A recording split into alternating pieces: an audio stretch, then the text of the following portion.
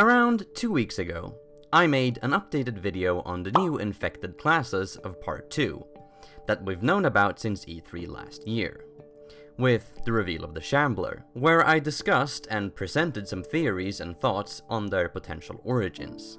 Now, I wasn't planning on making another video on this topic, and especially not so soon after the last one, but PlayStation Blog dropped an interview with the man himself, Neil Druckmann, a few days ago that proved I was onto something. Hey stragglers and tourists, my name is the iPad Cat, and in today's short update video on the new infected classes of Part 2, we'll go over new details on the Shamblers, and quickly revisit my theory on their origins and compare it to Neil's statement in the PS Blog interview. So without further ado, let's get on with it. Alright, so there isn't that much new to talk about when it comes to the Shamblers, but I'll go over what little we did get.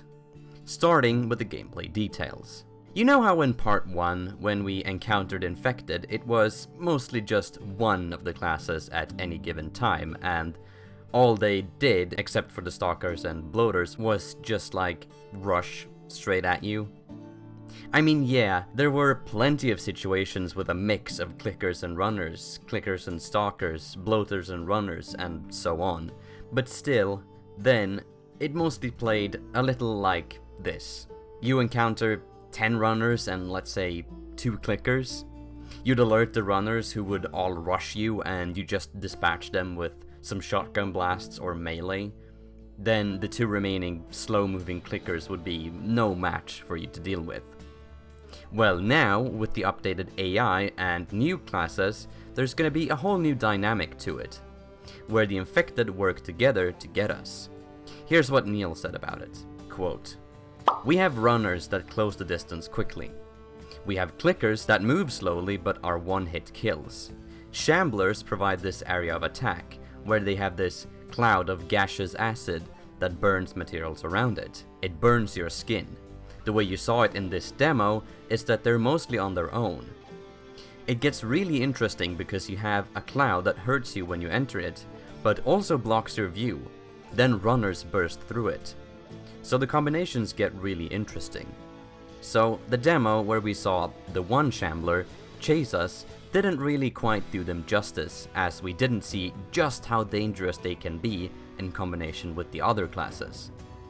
Now, ever since new infected classes were announced last year, I've been positive about what they could add to make the gameplay more interesting.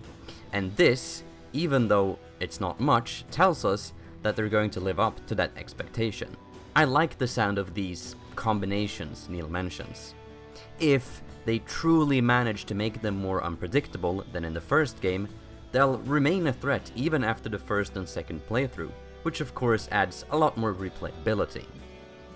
Anyways, the new gameplay details were hardly the reason I decided to make this video.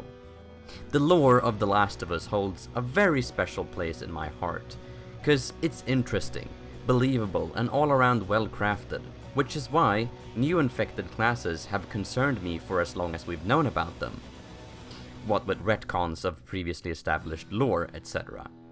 But I won't go over that here. I highly recommend watching my 2 previous videos on the topic where I go more in depth into that.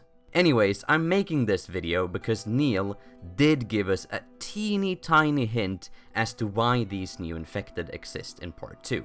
Here's what he said. Quote, "In the first game, there's all this documentation about the different stages. Now, we have to justify why there are different stages. Why are there mutations of these things?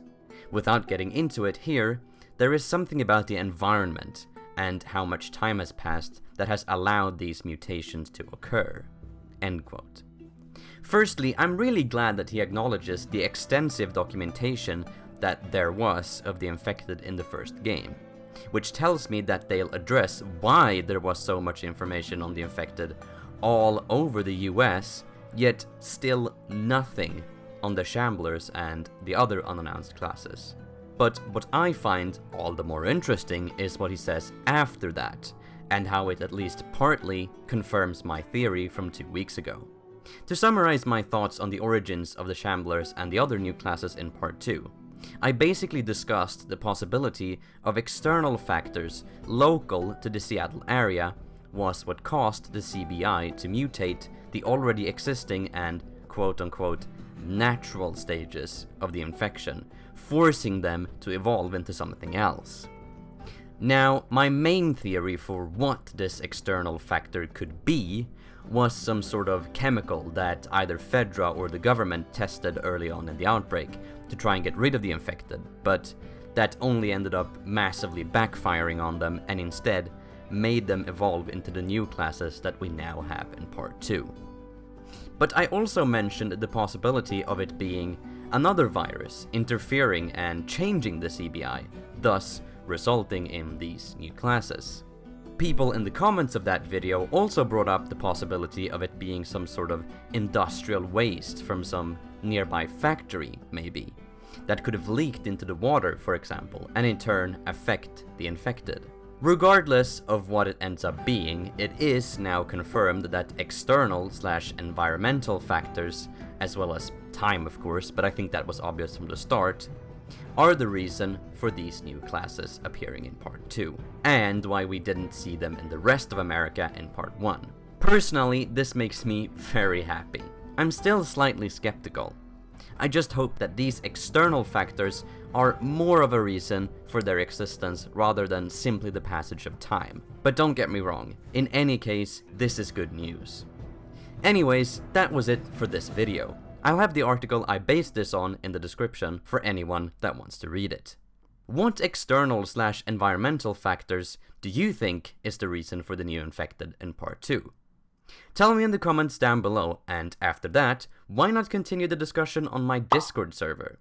And until next time, have a great day.